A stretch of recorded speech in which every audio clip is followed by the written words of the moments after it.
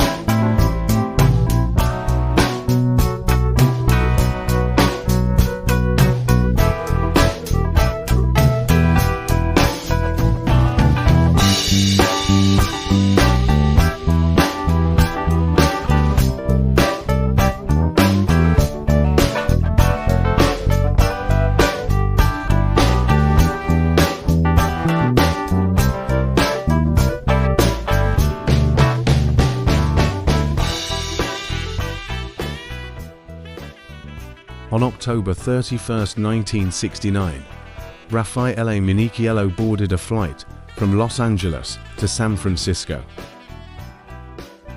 It was the final leg of a cross-country journey for TWA Flight 85. Minichiello, dressed in camouflage, joined the other 39 passengers for the nighttime flight. 15 minutes into the flight, Minichiello approached a flight attendant holding a rifle and demanded to enter the cockpit. Once inside, he directed the crew to head to New York.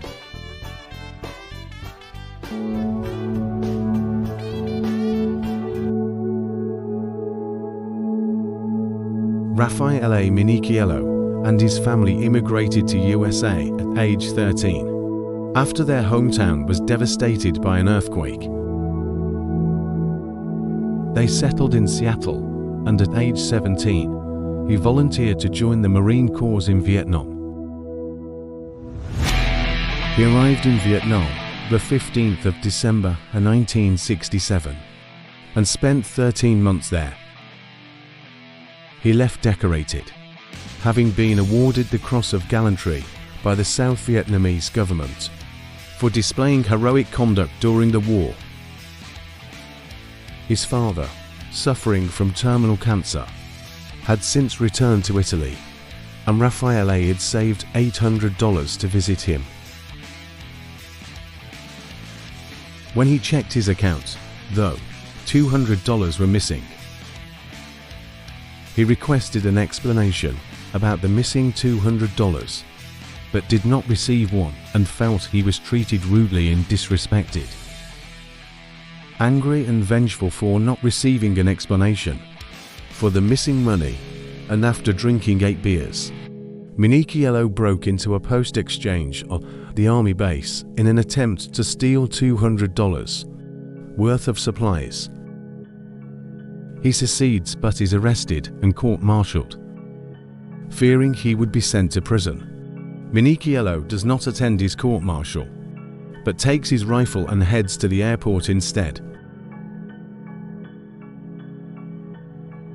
Back on board TWA-85, Captain Cook announced over the loudspeaker, "There's a man here who wants to go somewhere, and he's just chartered himself an airplane."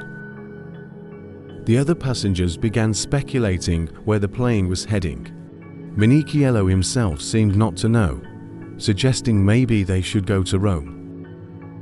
The crew explained that neither was possible, since there was not enough fuel to get to New York, and as for Rome, none of the crew were qualified to fly internationally.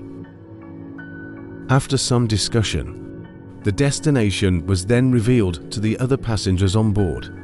When Captain Cook asked them to cancel their San Francisco plans, they were on their way to New York.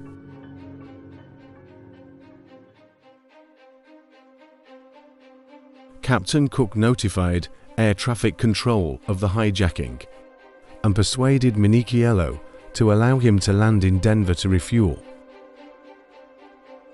Once the plane landed, Minichiello released the other passengers and all but one flight attendant. The plane refueled and continued on its journey. As the plane touched down at John F. Kennedy Airport, almost 100 FBI agents, some disguised as mechanics, were there for its arrival. While preparing to refuel, agents began approaching the plane, and Minichiello, in his agitated state, fired off a shot, most likely accidentally, into the ceiling. Captain Cook, fearing for his life, shouted at the agents and decided to leave without refueling. TWA captains Billy Williams and Richard Hastings, both able to fly internationally, were hastily brought on board and the plane took off for Rome, with not nearly enough fuel to get there. Captain Cook calmed Minichiello after takeoff, and the plane soon landed in Bangor, Maine, to refuel. By now, news of the hijacking had spread and media and photographers rushed to Bangor International Airport. To avoid a repeat of the scenes in New York, police officers kept everyone back. The flight continued to Shannon in Ireland for another refueling stop before its last leg to Rome.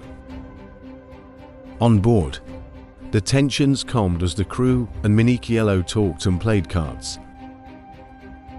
Minichiello, his birthday being November 1st, turned 20 as the flight crossed the time zone, but there would be no celebration.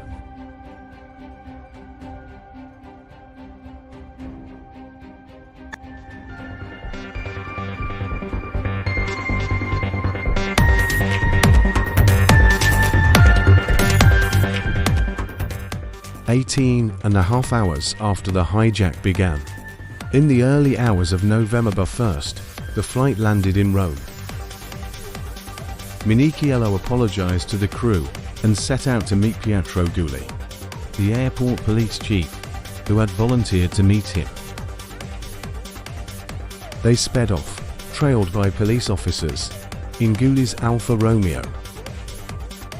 Just outside Rome, Minichiello orders Gulli out of his car and drives on. Shortly after, he gets lost, exits the car and runs off. He seeks refuge in a church, but as the churches are full for All Saints' Day, he's quickly recognized and arrested.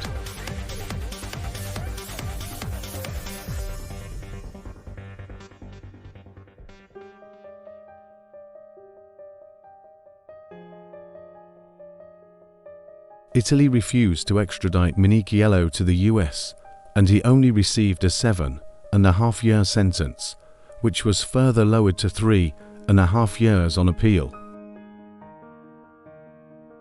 Combined with a 2-year pardon, he was imprisoned for only 18 months, and by May 1971 was free. He would finally make it back home.